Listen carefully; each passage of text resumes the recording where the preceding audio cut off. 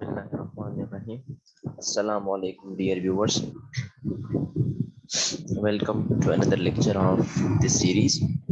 Uh, सबसे पहले तो सॉरी उन व्यूवर्स के लिए जो मतलब शायद मेरे लेक्चर का इंतज़ार करते हो।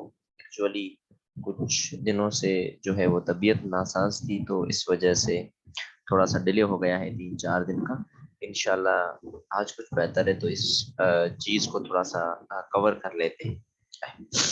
डियर व्यूवर्स, आज मैं कोशिश करूंगा कि आज हमारा लास्ट टॉपिक हो इस मॉडर्न फिजिक्स का। वैसे मुझे कहना तो नहीं चाहिए, क्योंकि मॉडर्न फिजिक्स तो वो चीज़ है जो मतलब चलती ही जा रही है, लेकिन आपके कोर्स के मुताबिक आज हम लास्ट टॉपिक डिस्कस करेंगे। एक होगा Davisson and Germer experiment regarding the wave nature of matter, और उसके बाद हम डिस्कस करेंगे next one, that is called uncertainty principle. Dear viewers, हमने जो प्रीवियसली टॉपिक पढ़ा था उसमें हमने डिस्कस की थी डी ब्रॉय हाइपोथेसिस। अगर आपको थोड़ा सा जहन में हो तो हमने भाई डी ब्रॉय हाइपोथेसिस में हमने क्या पढ़ा था। डी ब्रॉय हाइपोथेसिस में हमने वेव नेचर पढ़ी थी। हमने किसकी वेव नेचर पढ़ी थी? हमने वेव नेचर पढ़ी थी ऑफ मटेरियल और मैटर। तो हम जो है ना, किसी भी मटेरियल ऑब्जेक्ट की या मैटर की हमने क्या पढ़ी थी? वेव नेचर पढ़ी थी हमने। और डी ब्रॉय हाइपोथेसिस में हमने क्या पढ़ा था? हमने ये पढ़ा था कि जो वेवलेंथ होती है वो किसके बराबर होती है? वो बराबर होती है h over m into v, where m v क्या होता है? मोमेंटम होता है किसी भी पार्टिकल का। और ये जो लेमडा है ये क्या है? ये वेवलेंथ है उस पार्टिकल के साथ एसोसिएटेड।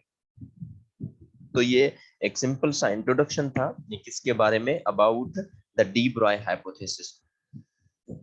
डियर व्यूअर्स, अब हम बात करते हैं अपने टॉपिक के ऊपर, that is called Davisson and Germer experiment.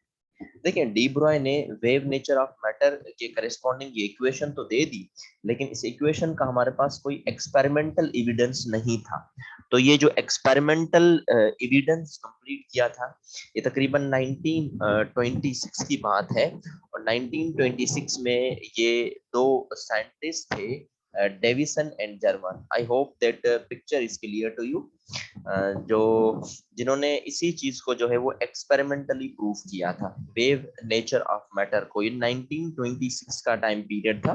तो 1926 या 1925 है आई थिंक, उसमें जो है ये डेविसन और जर्मर ने, ये दो साइंटिस्ट ने जो है वेव नेचर ऑफ मैटर को क्या किया था? वेव नेचर ऑफ मैटर को जो है उन्होंने एक्सपेरिमेंटली प्रूफ किया था। और हाँ, ऐसा होता है कि हमारे पास कोई भी मटेरियल पार्टिकल हो तो उसके साथ कोई ना कोई वेव एसोसिएटेड होती है, जो उस मटेरियल पार्टिकल की मोमेंटम पर डिपेंड करती है अकॉर्डिंग टू दिस इक्वेशन। और वैसे भी रियलिटी ये है कि हम जो है इसी सेम फॉर्मेशंस को यूज करेंगे। सेम फॉर्मेशन कहने का मतलब क्या, कि मैं इसी इक्वेशन को यूज करूंगा और डेविसन और जर्मर एक्सपेरिमेंट के थ्रू हम ये जो एम वी टर्म है डिनोमिनेटर में, हम इस चीज को फाइंड करेंगे। तो चलें, हम सबसे पहले डिस्कस करेंगे डेविसन और जर्मर एक्सपेरिमेंट में जो मतलब फॉर्मेशन थी, कि भाई उन्होंने जो एक्सपेरिमेंटल सेटअप किया था, वो एक्सपेरिमेंटल सेटअप क्या था इस डेविसन और जर्मर एक्सपेरिमेंट्स का। तो let me share screen to you. मैं आपके सामने स्क्रीन शेयर कर रहा हूं और हम चलते हैं अपने एक्सपेरिमेंटल सेटअप की तरफ। तो ये मैंने आपके सामने एक जो है वो फिगर शो की है अबाउट एक्सपेरिमेंटल सेटअप। मैं इस चीज को ड्रॉ नहीं कर रहा क्योंकि इतना टाइम नहीं मेरे पास, तो इसी चीज को यहीं पर ही एक्सप्लेन कर लेते हैं। बाकी जितनी भी सारी चीजें होंगी वो हम डिस्कस कर लेंगे इसी केस में। सबसे पहले जो इसकी कंस्ट्रक्शन में पहली पॉइंट है, वो हमारे पास है ये इलेक्ट्रॉन गन। ये इलेक्ट्रॉन गन क्या है? इलेक्ट्रॉन गन को आप ऐसे भी समझ सकते हैं कि हमारे पास एक फिलामेंट होगा, ठीक है। एक फिलामेंट मतलब एक कॉइल। और इस फिलामेंट को हम क्या करेंगे? इस फिलामेंट को हम किसी भी वोल्टेज सोर्स के साथ अटैच कर देंगे। वोल्टेज सोर्स के साथ हम क्या कर देंगे? अटैच कर देंगे। जब वोल्टेज सोर्स इस फिलामेंट को हीट अप करेगा, तो बदले में इस फिलामेंट से क्या निकलेंगे? फिलामेंट से इलेक्ट्रॉन निकलेंगे। तो इस फिलामेंट से इलेक्ट्रॉन निकलेंगे, तो ये हमारे पास जो फॉर्मेशन बनेगी, जिसमें कॉइल भी है, जिसमें वोल्टेज सोर्स भी है, हम इसे क्या कहते हैं? हम इसे कहते हैं इलेक्ट्रॉन गन।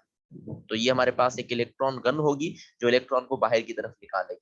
अब ये जो इलेक्ट्रॉन बाहर की तरफ निकलेंगे, ये किसी मतलब स्ट्राइकिंग सरफेस के साथ टकराएंगे, और वो हमारे पास जो स्ट्राइकिंग सरफेस है यहाँ पर, वो कौन सा है? वो निकल क्रिस्टल है। तो यहाँ पर निकिल क्रिस्टल है जिससे ये इलेक्ट्रॉन क्या करेंगे, टकराएंगे। अब निकिल क्रिस्टल से इलेक्ट्रॉन टकराने के बाद क्या हो जाएंगे, इलेक्ट्रॉन टकराने के बाद डाइफ्रेक्टेड हो जाएंगे एट सर्टेन एंगल। जो इलेक्ट्रॉन डाइफ्रेक्ट हो रहे हैं किसी भी एंगल के साथ, हमने उस एंगल को फाई का नाम दे दिया। और ये जो फाई एंगल के साथ टकरा रहे हैं उसके बाद हमने यहाँ पर एक डिटेक्टर यूज कर दिया। वो डिटेक्टर क्या करेगा, वो इलेक्ट्रॉन के मोशन को सर्टेन एंगल पर डिटेक्ट करेगा। मतलब मुख्तलिफ एंगल्स हम पढ़ेंगे, हम ये देखेंगे कि मुख्तलिफ एंगल्स पर जो इलेक्ट्रॉन टकराने के बाद इस डिटेक्टर पर जाके लग रहे हैं, और डिटेक्टर पर जो फॉर्मेशन बन रही है, मतलब इंटेंसिटी के साथ रिलेटेड वो कैसे बन रही है, और किस किस एंगल के साथ हम कैसे वेरिएशंस को देख रहे हैं। तो ये सिंपल सी कंस्ट्रक्शन है, सिंपल सा एक एक्सपेरिमेंटल सेटअप था जो डेविसन एंड जर्मर के एक्सपेरिमेंट में था। आप यहाँ पर भी देख सकते हैं कि इलेक्ट्रॉन गन है, उस इलेक्ट्रॉन गन के अंदर क्या है, एक वोल्टेज सोर्स होगा, और वो हम इस कॉइल के साथ अरेंज कर देंगे, फिलामेंट के साथ अरेंज कर देंगे, ठीक है।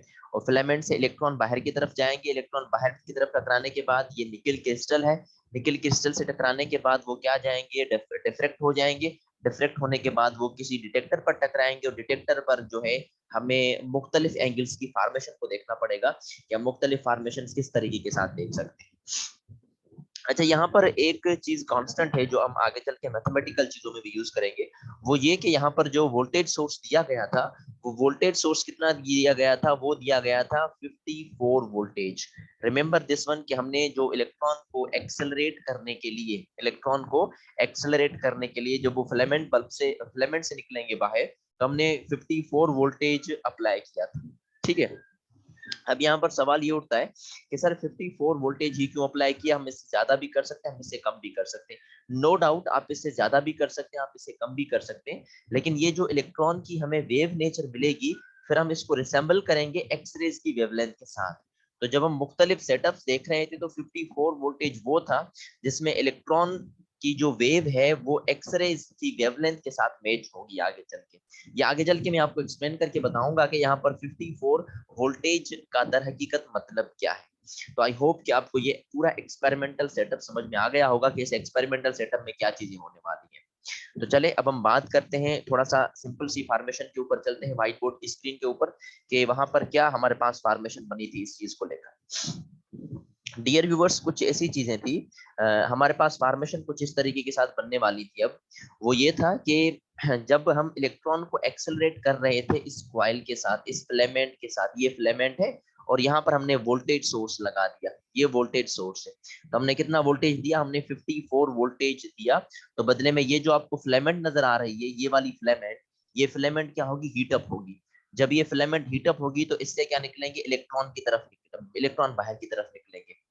बड़ा सिंपल सी अरेंजमेंट ये थी कि सबसे पहले जो ये फिलामेंट हीटअप हो रही है ना, it means what, that it is gaining it's potential energy. वो क्या कर रही है, इलेक्ट्रॉन की पोटेंशियल एनर्जी को गेन कर रही है, पोटेंशियल एनर्जी बढ़ा रही है। और जब ये इलेक्ट्रॉन बाहर की तरफ निकल रहे हैं तो potential energy is converted into kinetic energy. जो पोटेंशियल एनर्जी है वो इलेक्ट्रॉन्स किस में कन्वर्ट हो रही है, काइनेटिक एनर्जी में कन्वर्ट हो रही है। तो बड़ा सिंपल सा कॉन्सेप्ट इसमें ये है कि जो पोटेंशियल एनर्जी है इस फॉर्मेशन में, जो पोटेंशियल एनर्जी थी, वो पोटेंशियल एनर्जी किस में कन्वर्ट हो रही है, वो पोटेंशियल एनर्जी कन्वर्ट हो रही है काइनेटिक एनर्जी ऑफ इलेक्ट्रॉन्स में। Potential energy is converted into kinetic energy of electrons. भाई पोटेंशियल एनर्जी का मतलब क्या है, पोटेंशियल एनर्जी बड़ा सिंपल सा कॉन्सेप्ट है कि वो जो इलेक्ट्रॉन इस फिलामेंट के अंदर है ना, जो फिलामेंट के अंदर मौजूद है, तो वो क्या गेन करने की कोशिश कर रहे हैं, पोटेंशियल एनर्जी।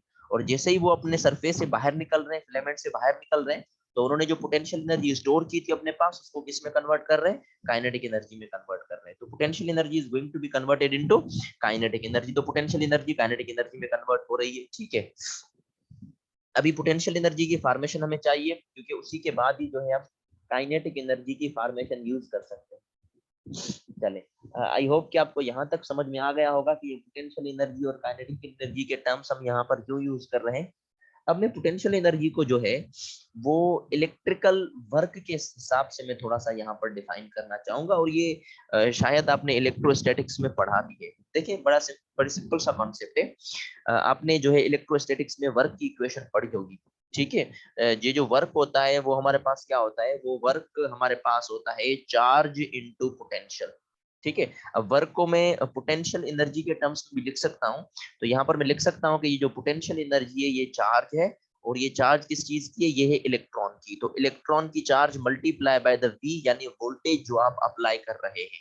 तो पोटेंशियल एनर्जी की जगह पर मैं क्या लिखूंगा, E into v, remember this one. ये E चार्ज है और ये जो V मैंने कैपिटल लिखा है ये क्या है, ये पोटेंशियल है जो आप अप्लाई कर रहे हैं। ये किस में कन्वर्ट हो रही है पोटेंशियल एनर्जी, काइनेटिक एनर्जी में। और काइनेटिक एनर्जी की इक्वेशन आप पहले भी पढ़ चुके हैं, 1/2mv²। यहाँ पर जो मैंने स्मॉल v दिया है वो स्मॉल v किसको शो कर रहा है, वेलोसिटी ऑफ इलेक्ट्रॉन को।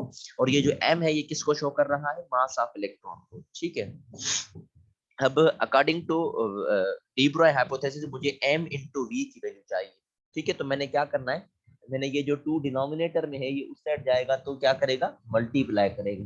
तो हमें जो इक्वेशन मिलेगी, हमें इक्वेशन की फॉर्मेशन कुछ इस तरीके के साथ मिलेगी, 2ev, ये पोटेंशियल है और ये बराबर हो जाएगा mv² के बराबर। देखिए इसके डिनोमिनेटर में mv है लेकिन मेरे पास mv² है, तो मैं दोनों साइड क्या करूंगा, m के साथ मल्टीप्लाई कर दूंगा। तो 2mev is equal to m² and v²। ठीक है, अब स्क्वायर खत्म करने के लिए आप क्या करते हैं, अंडर रेटिकल दे देते हैं, तो यहाँ पर भी अंडर रेटिकल दे देंगे, इसका स्क्वायर अंडर रेटिकल में खत्म हो जाएगा। तो mv किसके बराबर हुआ, mv बराबर हुआ under radical two mass of electron E and voltage. तो mv की जगह पर आप ये टर्म लिखते हैं। तो जब हम mv की जगह पर ये टर्म लिखेंगे तो चले देखें क्या होने वाला है। तो हमारे पास जो वेवलेंथ बन जाएगी वो बराबर बन जाएगी h और mv, और mv की जगह पर हम लिखेंगे 2me एंड वोल्टेज। काइंडली इस रिलेशन को याद रखिएगा, ये जो h है ये प्लैंक्स कांस्टेंट है, ये 2b कांस्टेंट है, ये m is a mass of electron constant है, E charge on electron constant है, और ये जो v है ये पोटेंशियल है। ठीक है, अब ये सारे टर्म्स कांस्टेंट है। देखिए h की वैल्यू आपको पता है, अब ये तो मैं ज्यादा रिवाइज नहीं करवा सकता, मैं पहले भी बहुत मतलब बता चुका हूँ। आप खुद ब खुद सोच सकते हैं कि h की वैल्यू हमारे पास कितनी होती है, 6.63 into 10 power -34 joule into second. ठीक है, और ये जो मास है इलेक्ट्रॉन का वो कितना होता है, 9.31 इंटू 10 पावर -31 kg। उसके बाद E is a charge on electron, और चार्ज ऑन इलेक्ट्रॉन कितनी होती है, वो होती है 1.6 इंटू 10 पावर -19 कूलम। और जो हमने वोल्टेज अप्लाई किया था स्टार्टिंग में वो कितना हमने किया था, 54 वोल्ट। जब हम ये पूरे टर्म्स इस इक्वेशन में रखेंगे तो हमें वेवलेंथ कितनी मिलेगी, हमें वेवलेंथ मिलेगी 1.66 इंटू 10 पावर -10 मीटर्स। यानी उस इलेक्ट्रॉन के साथ एक वेव एसोसिएटेड है, और उस वेव की जो वेवलेंथ है वो कितने के बराबर है, 1.66 इंटू 10 पावर -10 मीटर्स। ये 10 पावर -10 मीटर एंगस्ट्रॉम के बराबर होता है, तो आप इसको 1.66 एंगस्ट्रॉम भी कह सकते हैं। तो ये वो वेवलेंथ है जो इलेक्ट्रॉन के साथ क्या होगी, एसोसिएटेड होगी। और ये एक्सपेरिमेंटल प्रूफ था कि हाँ भाई, जो मटेरियल पार्टिकल है उसके साथ वेव एसोसिएटेड है, और जो वेव है उसकी वेवलेंथ कितने के बराबर है, 1.66 इंटू 10 पावर -10 मीटर्स।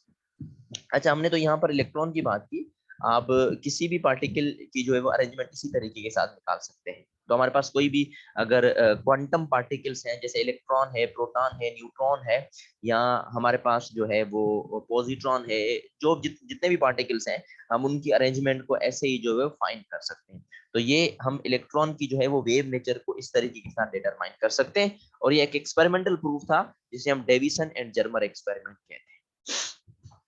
चलें, ये तो हो गई ऊपर ऊपर वाली बातें जो मैंने अभी आपको समझा दी। ठीक है, थोड़ा सा हम इस चीज का ओवरव्यू ले लेते हैं कि ये दर हकीकत क्या चीजें थी, इसका इसका बेसिक फंक्शन क्या था, और हम इसको कैसे दूसरे तरीके के साथ भी अरेंजमेंट कर सकते हैं।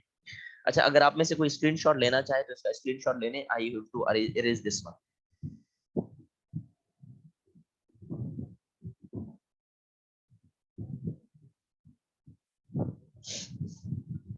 चले भाई, सो मैं इस चीज को यहाँ से क्लियर ऑल ड्राइंग्स करूंगा। अब हम थोड़ा सा मजीद और डिस्कस कर लेते हैं इस पूरे टर्म्स के हिसाब से कि इसका बेसिक फंक्शन क्या है, और जो है हमने समझ तो लिया कि भाई हमने इन इन चीजों को फाइंड किया था, तो आगे चल के हम इस चीज को किस तरीके के साथ इवेल्युएट कर सकते हैं। डियर व्यूवर्स, अगर आप में से किसी ने फर्स्ट ईयर अगर अच्छे तरीके से पढ़ी हो, तो फर्स्ट ईयर में एक टॉपिक होता है डायफ्रेक्शन ऑफ एक्स रेज। ठीक है, एक्सरेज की डायफ्रेक्शन होती है। वैसे डायफ्रेक्शन क्या मतलब, मैं थोड़ा सा आपको इंट्रोडक्शन बता देता हूँ डायफ्रेक्शन का। क्या होता है कि जो लाइट होती है या कोई भी इलेक्ट्रोमैग्नेटिक वेव होती है, वो किसी भी सरफेस के साथ, सरफेस से क्रॉस होती है, और उसके कॉर्नर से क्या हो जाए, कॉर्नर से मुड़ जाए, कॉर्नर से स्केटर्ड हो जाए। तो ये जो वो कॉर्नर से स्केटर्ड हो जाती है, फैल जाती है, इसे हम क्या कहते हैं, डायफ्रेक्शन कहते हैं। जैसे घरों में रोशनदान लगे होते हैं, है ना, कोई भी लाइट सोर्स ना हो, सूरज की रोशनी जो है वो रोशनदान से क्रॉस हो तो पूरे कमरे को रोशन कर देती है। क्यों? कि वो जो लाइट होती है ना वो उस रोशनदान के किनारों से, साइडों से क्या होती है, डिफ्रेक्ट हो जाती है। तो ये एक बेसिक सी फॉर्मेशन होती है डिफ्रेक्शन की, जो जिनको पता होगा उनको ये समझ आ गई होगी कि डायफ्रेक्शन का मतलब क्या है। तो जब एक्सरे डायफ्रेक्शन को पढ़ा गया था, एक्सरे डायफ्रेक्शन को, ठीक है, तो एक्सरे डायफ्रेक्शन में क्या होता है, एक्सरे डायफ्रेक्शन में ये होता है कि हम जो है वो एक्सरेज को यूज करते हैं, ठीक है, हम जो है वो एक्सरेज को यूज करते हैं, वो एक्सरेज आते हैं और किसी भी मेटल सरफेस पर जाके क्या करते हैं, टकराते हैं। यहाँ पर एटम्स की अरेंजमेंट हुई होती है, ठीक है, ये कोई भी एक सरफेस है, जैसे हमने वहां पर निकल टारगेट मटेरियल यूज किया था, तो यहाँ पर कोई भी एक सरफेस है तो इलेक्ट्रॉन इसके साथ टकराएंगे, टकराने के बाद ऐसे मुड़ जाएंगे, ठीक है, यहाँ से एक एक्सरे आएगा और टकराने के बाद ये भी क्या हो जाएगा, मुड़ जाएगा। तो ये इलेक्ट्रॉन का जो मुड़ना होता है, अब ये जो एक्सरे की डायफ्रेक्शन होती है, अगर ये इलेक्ट्रॉन, ये जो एक्सरेज आए और एक्सरेज टकराने के बाद ये जो मुड़ गए, तो अगर मुझे इनकी वेवलेंथ फाइंड करनी है तो इनकी वेवलेंथ हम एक इक्वेशन से फाइंड करते हैं, that equation is the Bragg's equation. उस इक्वेशन को हम ब्रेग इक्वेशन कहते हैं। और वो ब्रेग इक्वेशन क्या होती है, वो ब्रेग इक्वेशन होती है 2d sin theta is equal to m into lambda. ये इक्वेशन होती है जिसे हम ब्रेग्स इक्वेशन कहते हैं। इसमें ये जो d है, ये d, अब 2 तो कांस्टेंट है, ये एंगल भी है, ये m भी है, ये लेमडा भी है। Lambda is the wavelength of X ray जो हम डिटरमाइन करते हैं। बात करते हैं इस डी की, एम की और साइन थीटा की, हम एंगल कैसे देखते हैं। डियर व्यूअर्स, ये जो डी है ना, डी, ये डिस्टेंस होता है किसके दरमियान में, एटम्स के लेयर्स के दरमियान में। मतलब जैसे मैं आपको कहूं कि भाई हमारे पास पहली लेयर और सेकंड लेयर एटम्स की, क्योंकि एटम्स लेयर्स के अरेंजमेंट में होते हैं ना किसी भी सॉलिड मटेरियल में। तो एटम की ये एक ऊपर वाली लेयर है, एटम की ये दूसरी वाली लेयर है, नीचे वाली। तो इन दो लेयर्स के बीच में जो डिस्टेंस होता है ना, इसको हम कहते हैं डी। और इस डी को वैसे हम कहते हैं फ्रिंज विड्थ या फ्रिंज स्पेसिंग, ठीक है। तो ये इन दो जो है वो हमने एटम्स के अरेंजमेंट के बीच में एक विड्थ है जिसको हम डी के बराबर कर लेते हैं। और हमने जो मटेरियल यूज किया था वो कौन सा था, निकल सरफेस था। तो निकल सरफेस के लिए पहले और दूसरे सरफेस के दरमियान में जो डी होती है वो कितने के बराबर होती है, वो होती है 0.91 इंटू 10⁻⁹ मीटर्स। ये होती है डी की वैल्यू बिटवीन टू लेयर्स, दो लेयर्स के दरमियान। उसके बाद ये जो m है, ये m क्या है, इसे हम कहते हैं डिफ्रेक्शन। वैसे ये जो m है, ये कौन सी लेयर हमने ली थी, पहली और दूसरी। तो पहली लेयर के हिसाब से हम m को जो है वो फर्स्ट ऑर्डर डिफ्रेक्शन पढ़ते हैं। और जो फर्स्ट ऑर्डर डिफ्रेक्शन होती है, फर्स्ट ऑर्डर डिफ्रेक्शन, उसमें m की वैल्यू किसके बराबर होती है, 1 के बराबर होती है। तो दो वैल्यूज आपको मिल गई, कौन सी, एक d की, एक m की। उसके बाद बाकी कौन सी बात रही, थीटा की, कि हम थीटा को हम किस तरीके के साथ मेजर कर रहे हैं। तो चलें, मैं स्क्रीन आपके सामने शो कर रहा हूं और हम थीटा की मेजरमेंट देख लेते हैं। डियर व्यूअर्स, यहाँ पर एक एंगल बन रही है जो आपको क्लियरली नजर आ रही होगी, that is an angle phi, जिसको हम फाई एंगल कहते हैं। अब फाई एंगल किसके दरमियान में है, एक इंसिडेंट इलेक्ट्रॉन। अब देखें, इलेक्ट्रॉन का बिहेवियर आप एक्सरेज में कंसीडर कर सकते हैं, क्योंकि हम इसी चीज को यूज करेंगे तो हमें सेम ही वेवलेंथ मिलेगी। तो मैं इलेक्ट्रॉन कहूं या मैं एक्सरेज कहूं, आपने जो है ना वो कंफ्यूज नहीं होना। तो वो इलेक्ट्रॉन जो इंसिडेंट आ रहा है और ये जो स्केटर्ड हो रहा है, तो इंसिडेंट और स्केटर्ड के दरमियान में जो एंगल है ना, इंसिडेंट और किसके दरमियान में, स्केटर्ड के दरमियान में। तो इंसिडेंट और स्केटर्ड के दरमियान में जो एंगल है, हमने उसकी क्या कहा, हमने उसे कहा फाई। बड़ी सिंपल सी अरेंजमेंट है, इंसिडेंट और स्केटर्ड के दरमियान में। लेकिन हमने वहां पर जो थीटा एंगल निकाली थी ना, वो थीटा एंगल किसके बीच होती है, वो होती है इंसिडेंट बीम या सरफेस के बीच में। यानी कि ये निकल सरफेस है तो इंसिडेंट बीम और सरफेस के बीच में एंगल होती है थीटा। इसी तरीके के साथ ये जो स्केटर्ड हो गया और सरफेस के बीच में भी एंगल होती है थीटा, और दोनों बराबर होती है। तो आप ये थीटा ले लें या ये थीटा ले लें, एक ही बात होती है। इस एंगल का एक और नाम भी है, इसे हम कहते हैं गैलेंसिंग एंगल। तो इसको हम गैलेंसिंग एंगल कहते हैं। I am not sure with the spelling, kindly आप इसको करेक्ट कर लीजिए। तो गैलेंसिंग एंगल हम इसे कहते हैं। तो ये जो थीटा है, ये थीटा किसके दरमियान में एंगल है, ये है इंसिडेंट और सरफेस के दरमियान में, या स्केटर्ड और सरफेस के दरमियान में।